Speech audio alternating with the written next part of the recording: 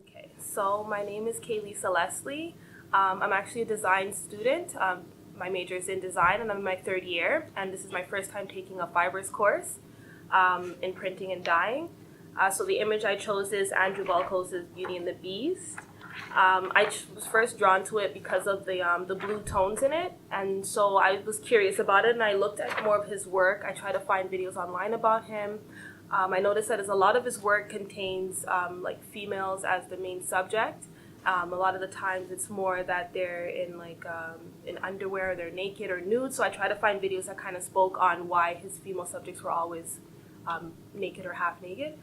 And surprisingly, he doesn't really touch on that too much, and I found that kind of problematic. It's just kind of, like he would answer about questions about everything else except for why his females had to be the way they were. So it kind of bothered me, and I kind of started thinking about like, okay, so how are women always being portrayed in arts? And I kind of decided to go on to the topic of the male gaze, and I was just kind of like, okay, well, what if the image was looking back at us? So the kind of where I'm at right now, which is not too set, is right now I had dyed some silk fabric, silk because of what she's wearing. She has like silk underwear, and I took the blue tone from like the image, and I decided to embroider some eyes on it, so it would be like everything in the image would be staring back at us.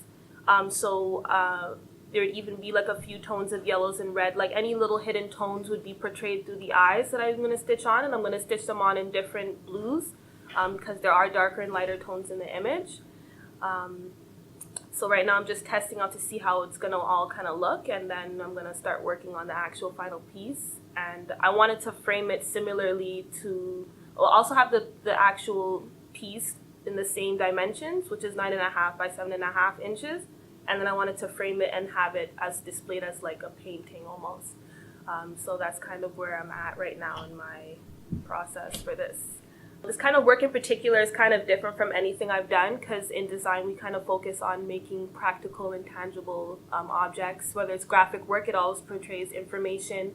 It's always giving you something or taking something, you're taking something from it in a very like literal way. It needs to be well communicated, whereas paintings and drawings and stuff like that are more, they're interpretive, and that's kind of like that's what you don't want to do in design. You want it to be very clear and concise. So this relating to my work in general is kind of interesting because it doesn't really, but I'm having fun with it all, anyway, so yeah.